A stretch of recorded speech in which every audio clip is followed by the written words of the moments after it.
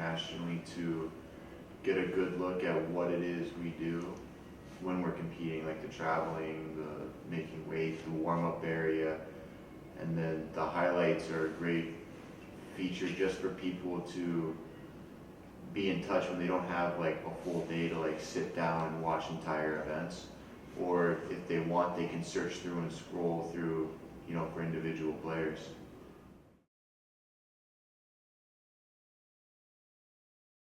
Yeah, I think everyone benefits from it. I don't think there's a player out there that would suffer from any sort of media, whether it's good or bad, for the most part.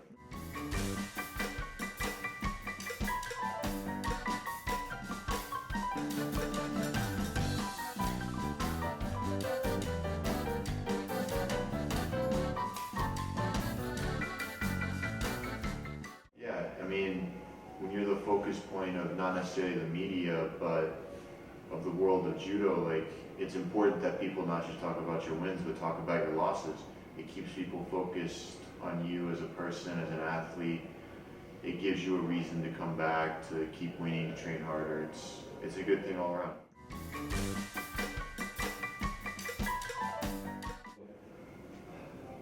I was young. I was probably 7 when I first started.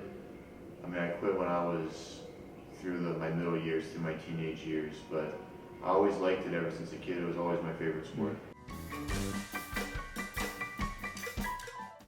No, I suffered a really bad knee injury for 4 years of my life, and I had trouble walking. I couldn't play any sports, actually. Even through school, I couldn't play any activities until midway through high school.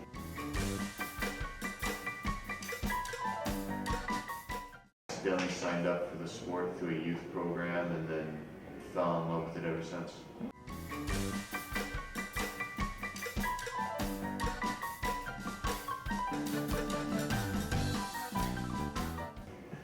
Finding the time is difficult. Finding the energy is even harder, but it doesn't help me in judo for the most part. They're just two completely different sports. I mean, it's nice to have a basic idea of what jiu-jitsu is because it opens up ideas on the mat, but once you start hitting at a high level of jiu-jitsu, things need to be too precise, they're just too different. It would be like being good at like the 100-meter and then trying to do like the high jump. Like, you're technically still on track and field, but they're two different sports. Or being good at water polo and then being good at freestyle swimming. They're just different. Like, it's not the same. Fourth. Yeah, it was right after the World Championships. But it's fun for me more than a workout. It helps me stay in shape. Some people go running, some people play basketball, the Germans always play soccer. I go to jiu-jitsu for. Yeah, it keeps me, you know, in a grappling aspect where, you know what, if something relates or if I do a move that's jiu-jitsu based in judo and it pays off one time a year, then great, it's paid off. No. Yeah, but I'm too old to make the crossover to make enough money. Like, you need 5, 6, 7 years in the sport to, like, 5 years to really break through, and then another few years to actually make enough money to make it worthwhile. Unless there's a company out there that's willing to sponsor me, then I would consider it, but I'm not gonna just all of a sudden drop a dream or a job to pursue something that's not really a dream. Like, I don't have a desire to be like UFC champion of the world. Would I do it if I was paid? 100%. I would donate all my time, my energy into accomplishing it. If the money was there, like, I would be a prize fighter. I would pay me, I'll fight. Like, because I love it, so the money is just a bonus. I would do it either way because I have a goal, I have a dream, I want to do it. MMA would just be for money, and there's no money when you start out, so I'm not going to get started.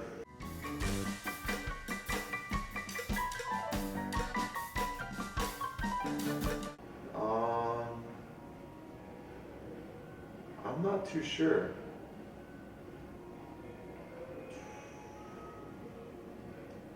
I guess the Dutch kid that fought today, Van Tien, because I saw him knock out the Japanese guy with a coach in Dusseldorf, and he's linked together a couple of other really big wins throughout the year, and he's given people who are at the top of the division really hard matches, and he's starting to consistently beat people who are below him.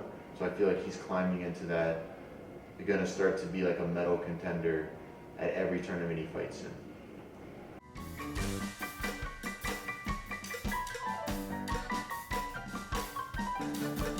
No, I think Baum's done. And Turkish Philly's more of a dominant force. Like, the Korean never lost when he was competing, but you'd always win off Shidos or a random call, except for the random loss to Marish.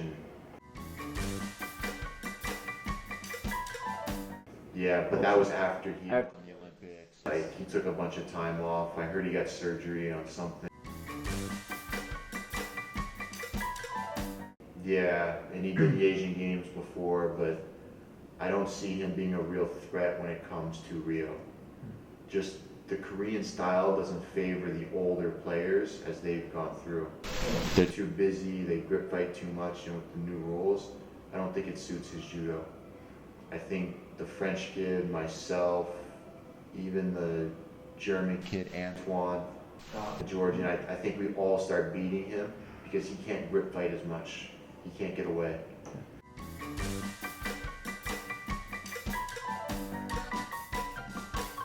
I wish I could, but I never get to see the divisions. That's why I love the 3 days now, because now I get to show up the last day and I get to watch 90 and 100 kilos and the plus 100 kilo guys do judo. Otherwise, I was cutting weight on the lightweight day, did judo on my day, so I never got to see anybody compete. You would just see the results. Yeah. Now it's nice to sit back and watch judo. Yeah.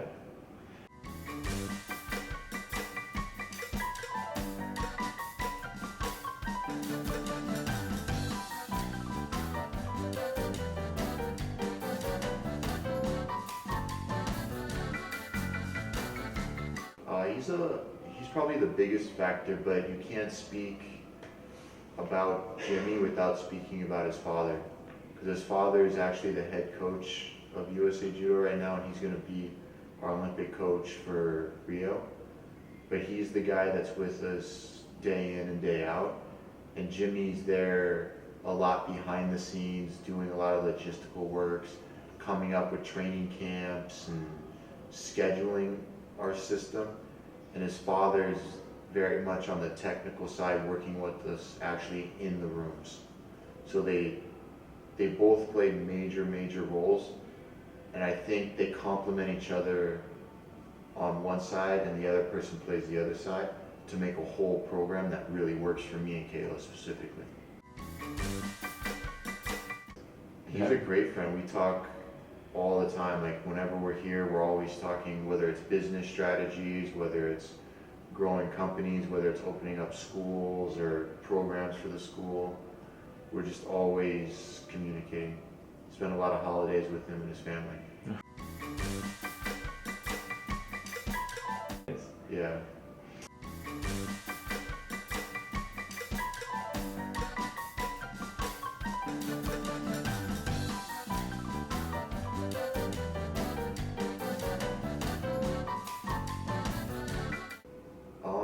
If you were to ask an average American about judo, they'd probably have no idea what you're talking about. Yeah, that would be your first response. And then if you were to ask about an American judo player, it would probably either be Jimmy or Mike Swain. And then if you were to ask about a recent competitor, it'd probably be myself or Kayla.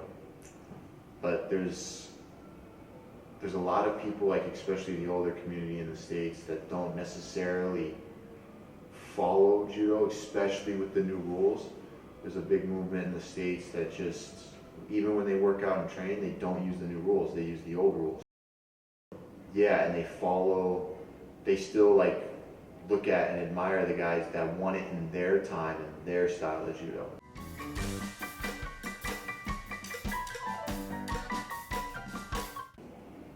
That time is come and pass. Like, she's just Kayla. She's just another person in the room working out, just like anybody else who's a part of our team. Like, we don't think about it. We see each other every day, and we were friends before she won the medal. We were friends after she won the medal. So she's just another person.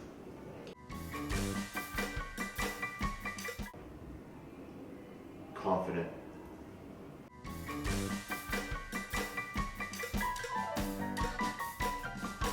Zero. And our club as a whole got smaller. We gained no new students, no new people, no nothing.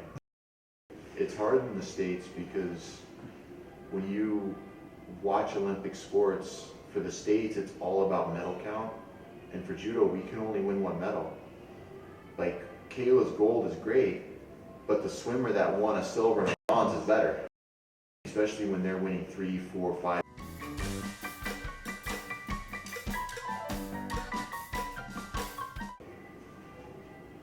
I mean, that's, I guess, up for argument, but I don't think anybody could argue with Nomura with 3 Olympic gold medals.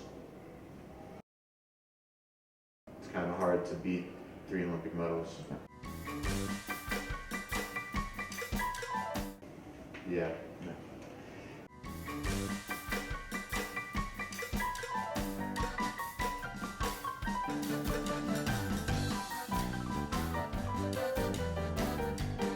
No, I don't really get tired of actually working out. I really enjoy, like, that's the best part about being an athlete, is being able to go to the gym, unwind, work out, train hard, and feel good about yourself and stay healthy. So I never really, if I'm tired of judo, I go to jiu-jitsu. If I'm tired of jiu-jitsu, I go to judo. If I'm tired of working out in a gi, I go to the gym. Like, there's always something I can do because I really love working out.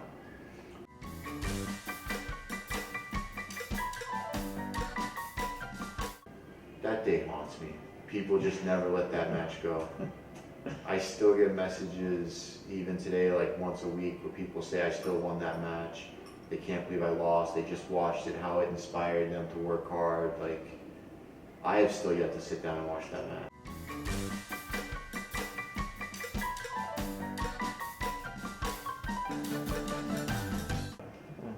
I've heard the same thing, but I've never seen like an official vote.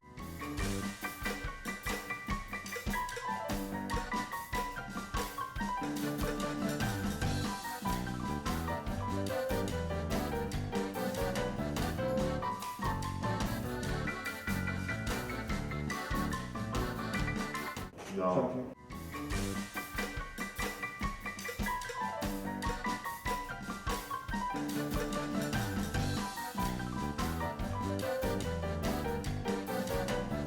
Probably not. Judo's kind of my life. It's what I focus on, that and jiu-jitsu, and my school and my students. So other than that, there's not much to it.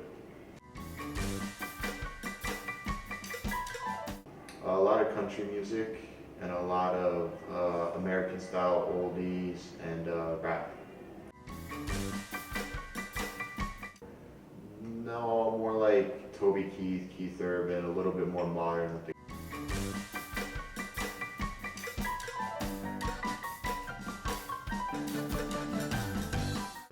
I don't think I would change with anybody. Like, I'm pretty happy with where I am and who I am, and if I wanted a change in my life, I would go and do it. I like driving. Yeah, I like getting in my car and driving.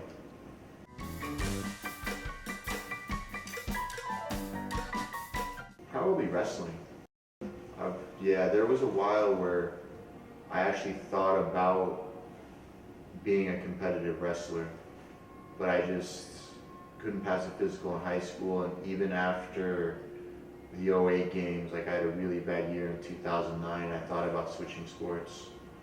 And I started wrestling like consistently over the weekends, but stuck it out with judo because it's just not the same feeling. It's not the same gratification for me. Yeah.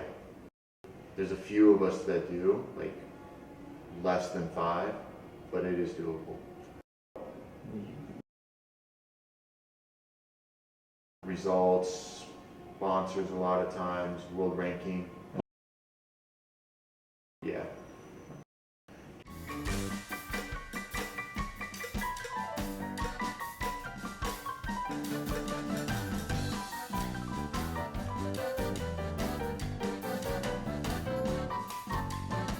A lot of it, the way it works out in the States is when the USOC sits down and decides like what kind of funds they're going to give out, they want you to tell them how many medals can you get for us. Well, we can only get 14. Possibly, if we won every division, we would get 14. What swimming tells the USOC is we can get 30. If we had the best team in the world, we still wouldn't have the funding that swimming has, because we're not going to get the medals for them that they need. And then, like, our budget is very small. It's only $500,000 a year. That's for everything. That includes paying athletes, traveling to these tournaments, everything. And then what happened was we got 2 Olympic medals last time, and then a 5th from me and a 7th from Nick. And then what happens is USOC goes, okay, well, how much is it going to take to get a guaranteed 3rd medal? And then they're going to take that number, cut it in half, and then give you a little bit left over. Because 1 medal to the States out of the 120 we win in every games doesn't really add up to much in their eyes.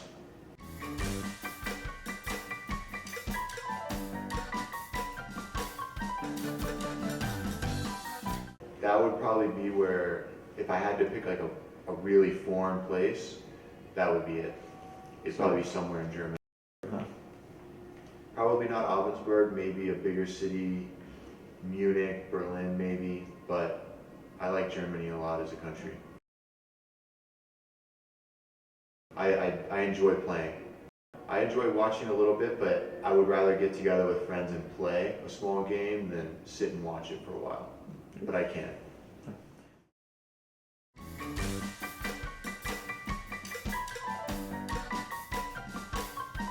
If I had to pick somebody, I would say Russell Crowe.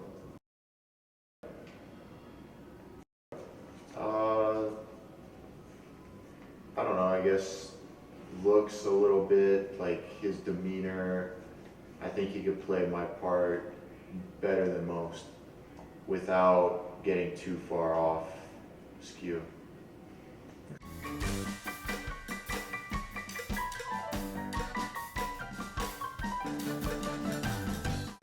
No, I'm not allowed to give out advice. Got in trouble for that.